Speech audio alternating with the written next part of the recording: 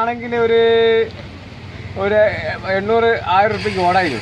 ഇപ്പൊ ഒരു 200-250 റുപ്യക്ക് ഓടാൻ കഴിയുന്നുള്ളൂ വൈകുന്നേരം വരെ. അല്ല 250 രൂപക്ക് കൂടിയാ നിങ്ങൾക്ക് എന്ത് ബാക്കിയാവും? ഞങ്ങൾക്ക് ബാക്കി ഞങ്ങൾ ശരീരം ഓട്ടോറിക്ഷ ആടെ ബാക്കി ഉണ്ടാവും. അങ്ങനെയാണ് ഇപ്പോഴത്തെ കണ്ടീഷൻ നിൽക്കുന്നത്.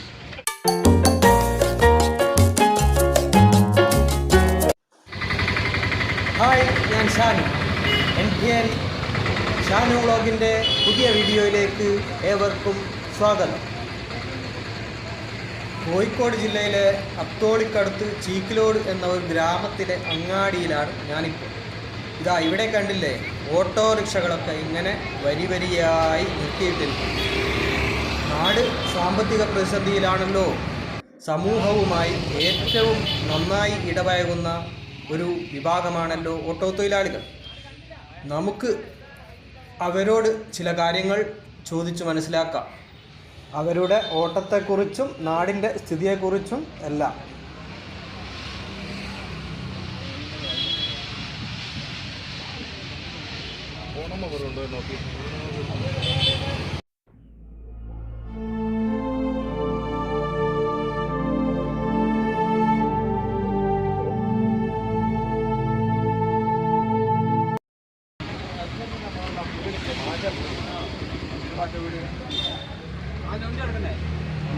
Hello, hi.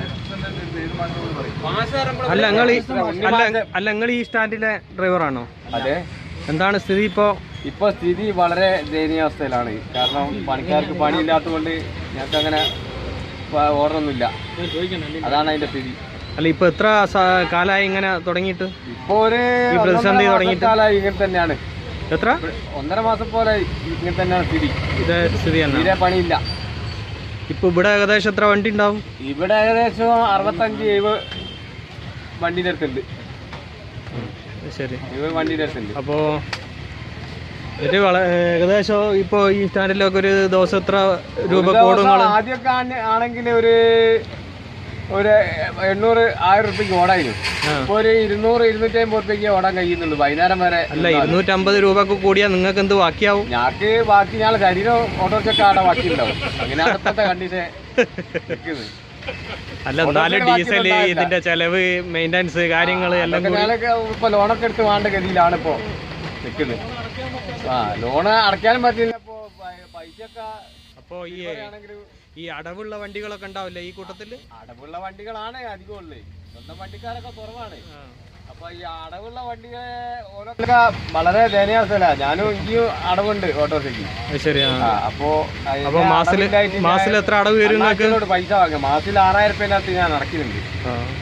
അപ്പം 200 രൂപ ഒരു ദിവസം അതിന് തന്നെ എടുത്തു വെക്കണം. അപ്പൊ ഈ 250 രൂപ നിങ്ങൾ ഓടി എന്ന് പറയുമ്പോ ഒരു ദിവസം ചെലവ് തന്നെ നടക്കില്ല. അങ്ങനത്തെ സ്ഥിതിയിലാണ് ഇപ്പോൾ ഉള്ളത്. വളരെ ദയനീയാണ്. ഇനിയിപ്പോ വേറെ എന്തെങ്കിലും പണിക്ക് പോകാന്ന് വെച്ചാൽ പണിയില്ല. അങ്ങനത്തെ കണ്ടീഷനിൽ നിൽക്കുകയാണ് ഇവിടെ. എന്താ ചെയ്യാന്നൊന്നും അറിയില്ല. വേറെ വഴി തേടണ്ട. വേറെ വഴി എന്ത് വഴി എന്നുള്ളതാണ് പ്രശ്നം. അതെ, എല്ലാ മേഖലയും സ്തംഭിച്ച് കിടക്കാണ്. പാറന്റേതായാലും ബാക്കി ലോറികളായാലും എല്ലാം. അപ്പൊ ബുദ്ധിമുട്ടിലാണ് സംഭവം. ഒരു പണിയില്ല. ഉള്ള പണി വെച്ചാൽ ബംഗാളികൾ കൊണ്ടുപോവുകയും ചെയ്തു. ഞങ്ങൾക്ക് പണിയുമില്ല. കോലത്തിലാണ് ഇപ്പോ. ബംഗാളികൾ ഇറങ്ങിയതോട് കൂടി ഇപ്പൊ ബംഗാളിക്ക് അത്രയും ശമ്പളം വേണ്ടു. ഞങ്ങൾക്ക് അതിനെക്കൂടെ പണിയില്ല. അപ്പൊ കഷ്ടപ്പാട് തന്നെയാണ്. ഉള്ള ആൾക്കാരാണെന്നുണ്ടെങ്കിൽ ഈ മഴ ഉള്ളതിനെ കൊണ്ട് മാത്രമാണ് കയറുന്നത്. മഴ ഇല്ലെങ്കിൽ ഒരു മെല്ലെ നടന്നങ്ങ് പോരാ. 40 റുപ്യ പോയിന്റ് വരെയുള്ള ആൾക്കാരൊക്കെ നടക്കുകയാണ് ചെയ്യുന്നത്. സാധാരണക്കാരന്റെ പണം ഉണ്ടെങ്കിലും മാത്രമേ എന്തുള്ളൂ ഇങ്ങനത്തെ മേഖലകളും വിജയിക്കുള്ളൂ. അതായത് പണക്കാരൻ്റെ മാത്രം പണം ഉള്ളത് കൊണ്ട് നമുക്ക് കാര്യമല്ല അല്ലേ?